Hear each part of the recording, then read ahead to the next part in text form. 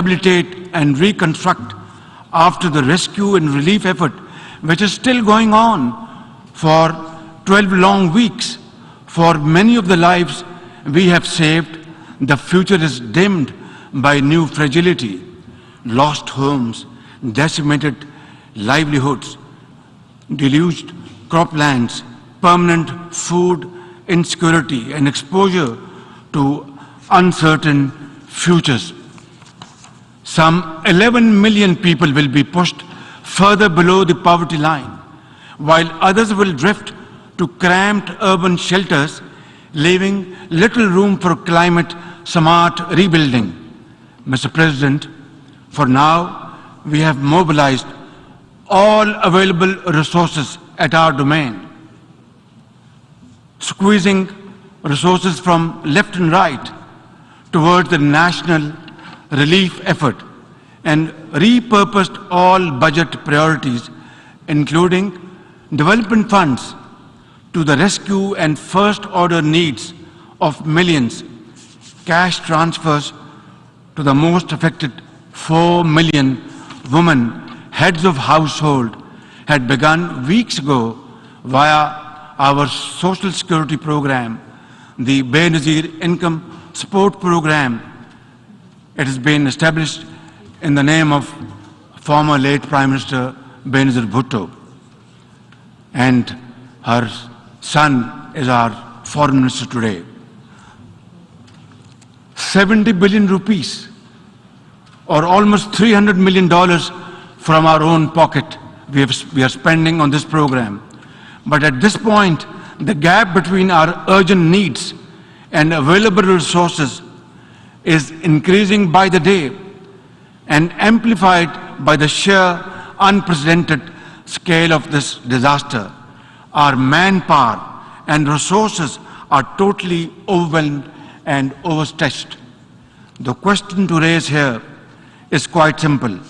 Why are my people paying the price of such high global warming through no fault of ours? We have no contribution in this. Nature has unleashed her fury on Pakistan without looking at our carbon footprint, which is next to nothing. Our actions did not contribute to this. The dual cost of global inaction and climate injustice are having a crippling effect on both our treasury and our people, right here, right now, over there. Mr. President, this is going to be a long haul, and under these most trying circumstances, hope is the best enemy of darkness. And Pakistanis are known to be exceptionally resilient people. For my part, I am fully committed, fully geared to fighting this battle for our survival in the tents, in the trenches with my people until we have rebuilt Pakistan to face the growing challenges of this century. It is high time we took a pause from the preoccupations of the 20th century to return to the challenges of the 21st century. The entire definition of national security has changed today, and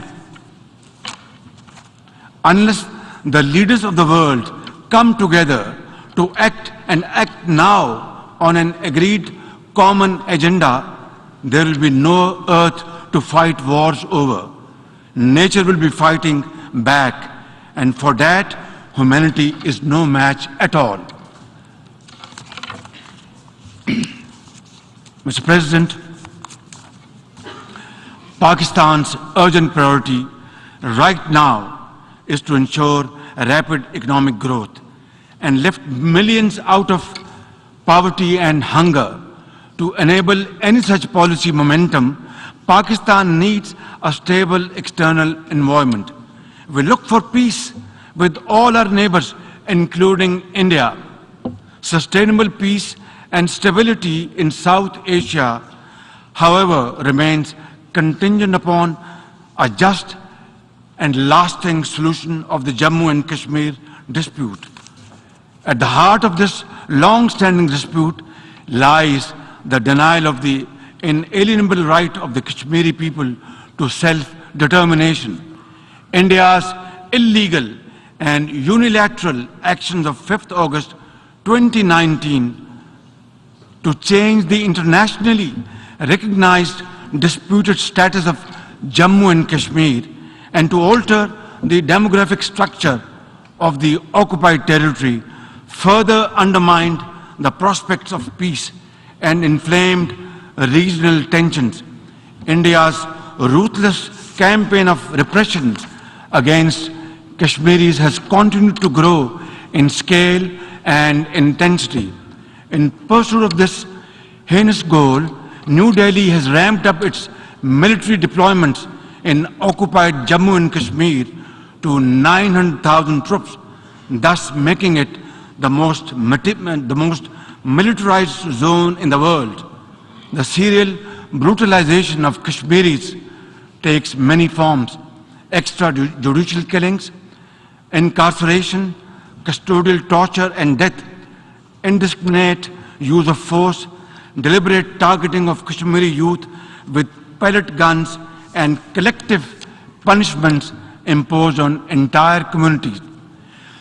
In a classic settler colonial project, India is seeking to turn the Muslim majority Jammu and Kashmir into a Hindu territory through illegal demographic changes.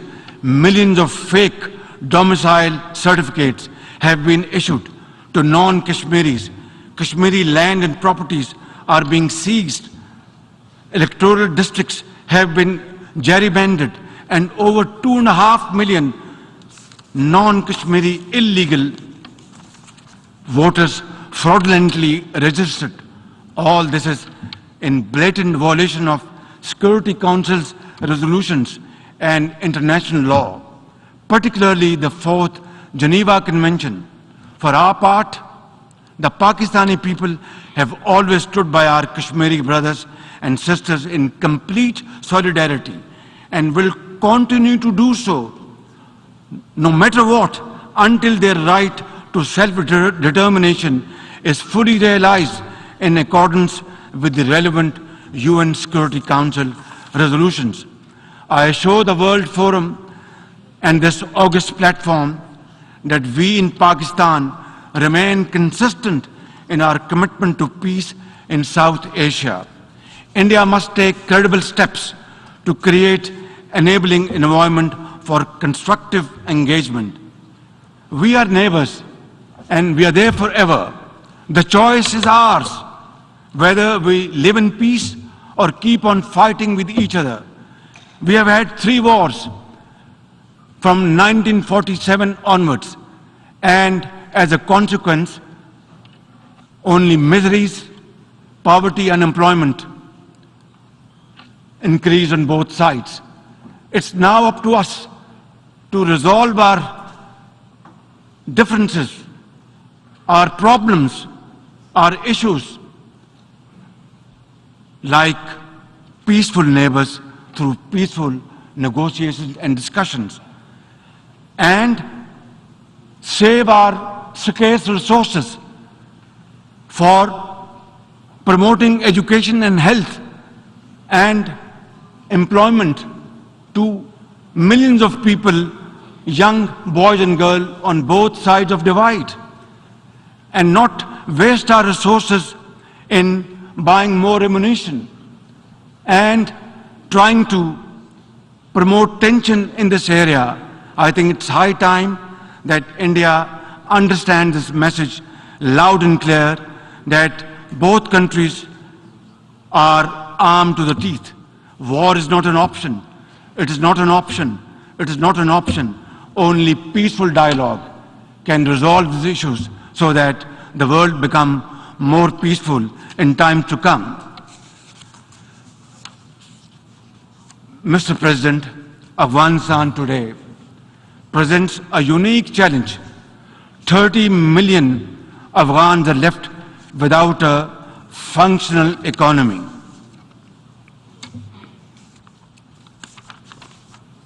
And banking system that allows ordinary Afghans to make a living, to be able to build a better future. Pakistan would also like to see Afghanistan, which is at peace with itself and the world, and which respects and nurtures all its citizens without regard to gender, ethnicity and religion. Pakistan is working to encourage respect for the rights of Afghan girls and women to education and work. Yet, at this point, isolating the Afghan interim government could aggravate the suffering of the Afghan people who are already destitute. Constructive engagement and economic support are more likely to secure a positive response. A peaceful, prosperous, and connected Afghanistan in our collective interest. As a neighbor, Pakistan has a vital stake in peace and stability in Afghanistan. We have led the humanitarian efforts to help our Afghan brothers and sisters. We must avoid another civil war, rising terrorism, drug trafficking, or new refugees, which none of Afghanistan's neighbors are in a position to accommodate. Pakistan urges the international community to respond in a positive way to the UN Secretary General's appeal for $4.2 billion in humanitarian and economic assistance to Afghanistan. Release Afghanistan's financial reserves, essential to revive its banking system. Pakistan shares the key concern of the international community regarding the threat posed by the major terrorist groups operating from Afghanistan, especially ISIL-K and Tehreek-e-Taliban Pakistan, as well as Al-Qaeda, ETIM, and IMU. They all need to be dealt with effectively and comprehensively, with the support and cooperation of the interim Afghan authorities. In turn, the international community should address Afghanistan's dire humanitarian needs. Mr. President, Pakistan strongly condemns terrorism in all its forms and shades and manifestations. Terrorism does not have a religion, ladies and gentlemen. It is based on dogma, fueled by poverty, unemployment, deprivation, injustice, and ignorance, and fanned by vested interests. Pakistan is the principal victim of terrorism. Over the last 2 decades, we have suffered more than 80,000 casualties and over $150 billion in economic losses due to terrorist attack.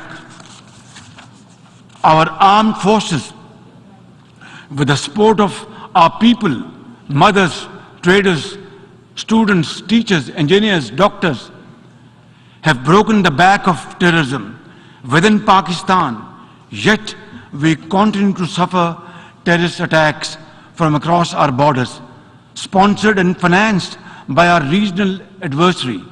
We are determined to defeat such cross-border terrorism. And I must say loud and clear that the amount of sacrifices Pakistan has made to defeat terrorism over the period of time has been unprecedented in the contemporary history of Pakistan. I tell often to my friends, if you see somebody, a mother or a child or a boy limping on the streets of Pakistan, maybe he was a victim of terrorists years back. That is the kind of sacrifice Pakistan has paid. Our generals, our soldiers, our doctors, mothers, teachers, students, and traders, they all paid their lives for Pakistan's well-being and defeated terrorism. And this peace which was restored back in Pakistan after great sacrifices is not only for Pakistan, it is a peace for global countries and global community. And we are very proud of it. And this is the biggest manifestation of our commitment, our concern, and our continued efforts to defeat terrorism wherever it is. Mr. President, Islamophobia is a global phenomenon. Since 9/11, suspicion and fear of Muslims and discrimination against them have escalated to epidemic proportions. The officially sponsored campaign of oppression against India's over 200 million Muslims is the worst manifestation of Islamophobia. They are subjected to discriminatory laws and policies, hijab bans, attacks on mosques, and lynchings by Hindu mobs. I am particularly concerned by the calls for genocide against India's Muslims by some extremist groups. Earlier this year, this assembly adopted a landmark resolution introduced by Pakistan on behalf of the OIC, designating 15th March as the International Day to combat Islamophobia. It's my sincere and ardent hope that this should lead to concrete measures by the UN and member states to combat Islamophobia and promote interfaith harmony. Mr. President, Pakistan is deeply concerned by the numerous conflicts across the Middle East, including in Syria and Yemen. We support all possible efforts to promote their peaceful resolutions. We call on Israel to put an immediate end to the blatant use of force and flagrant violations of human rights of the Palestinian people and the repeated desecration of the holy Al-Aqsa Mosque. The only just, comprehensive, and lasting solution of the Palestinian question is the acceptance of a viable, independent, and contiguous Palestinian state with the pre-1967 borders and Al-Quds Al-Sharif as its capital. Mr. President, the Security Council and the General Assembly must be empowered to play their respective roles under the UN Charter. The Security Council must be expanded by adding 11 new non-permanent members to make it more representative, democratic, transparent, effective, and accountable. Adding new permanent members will paralyze the Council's decision-making, enlarge its representational deficit, and create new centers of privilege in violation of principle of sovereign equality of member states. The nations of the world must step back from the precipice. We must restore peace in Europe, avoid a war in Asia, and resolve festering conflicts across the world.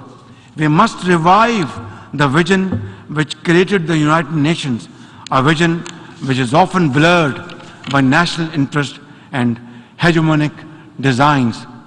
Pakistan is a partner for peace. But, Mr. President, peace can only be ensured and guaranteed when rights of communities who have been suffering over decades and subjugated over decades get their freedom, earn their freedom, and are respected.